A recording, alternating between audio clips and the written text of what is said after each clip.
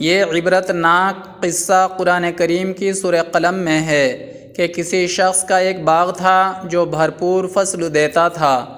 اس شخص کا زندگی بھر یہ دستور رہا کہ جب بھی پھل کی فصل اٹھاتا تو اس کے 3 حصے کرتا۔ ایک حصہ تو خود اپنے گھر کی ضروریات کے لیے رکھ لیتا، دوسرا حصہ اپنے قریبی رشتہ داروں اور ہمسایوں میں تقسیم کر دیتا، اور تیسرا حصہ فقراء و مساکین میں بانٹ دیتا۔ اس کی سخاوت کی وجہ سے اس کا باغ سب سے زیادہ فصل دیتا۔ کٹائی کے دن فقراء و مساکین موقع پر پہنچ جاتے اور اپنا اپنا حصہ وصول کر لیتے۔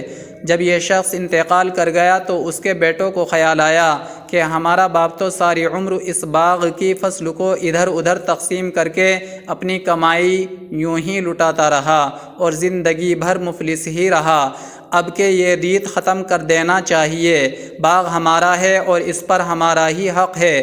چنانچہ انہوں نے آپس میں یہ طے کر لیا کہ جب کٹائی کا موقع آئے تو راتوں رات ہی کر لی جائے، تاکہ نہ غریب مسکین آئیں، نہ ہمیں تنگ کریں اور نہ ہم برے بنیں۔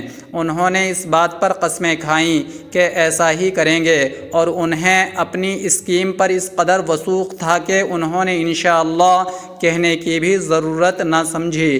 جب کٹائی کا وقت آ گیا تو وہ راتوں رات خوشی خوشی اچھلتے کودتے اپنے باغ کی طرف روانہ ہوئے۔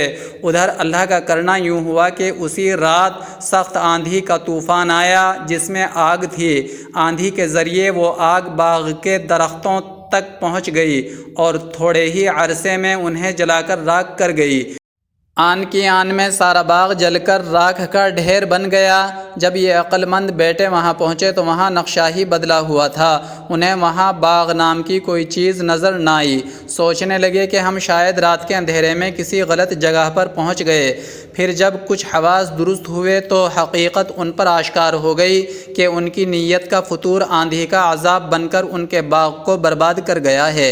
اب وہ ایک دوسرے کو ملامت کرنے لگے۔ ان کے ایک بھائی نے کہا، کیا میں نے تمہیں کہا نہ تھا کہ اللہ کی تسبیح بیان کرو، اسے ہر وقت یاد رکھو اور اسی سے خیر مانگو؟ مگر ان بھائیوں میں سے کسی نے بھی اپنے اس بھائی کی طرف توجہ نہ دی، تو ناچار اسے بھی ان کا ساتھ دینا پڑا، اور وہ ملامت بھی اس طرح کرتے تھے کہ ایک دوسرے کو کہتا کہ تم ہی نے یہ ترغیب دی تھی، دوسرا کہتا یہ مشورہ تو تمہارا تھا، مگر اب پچھتانے سے کچھ بن نہ سکتا تھا، جو کچھ ہونا تھا وہ ہو چکا تھا۔ باپ کو اس کی سخاوت اور دوسروں سے ہمدردی کا یہ صلہ ملتا رہا کہ اسی کا باغ سب سے زیادہ پھل لاتا تھا، اور جتنا کچھ وہ دوسروں پر خرچ کرتا اللہ تعالیٰ اس سے زیادہ اسے مہیا فرماتا۔ مگر جب بیٹوں پر بخل اور حرص غالب آئی تو اس کا ثمرہ یوں ملا کہ نیت کے فطور نے اللہ کے عذاب کو دعوت دی۔ اس وقت نہ زمین کی زرخیزی کام آئی، نہ ان کی کوئی تدبیر۔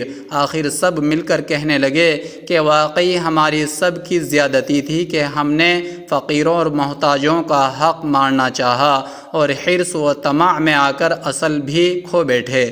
یہ جو کچھ خرابی آئی اس میں ہم ہی قصوروار ہیں، مگر اب بھی ہم اپنے پروردگار سے نا امید نہیں۔ کیا عجیب ہے کہ وہ اپنی رحمت سے پہلے باغ سے بہتر باغ ہم کو عطا کر دے۔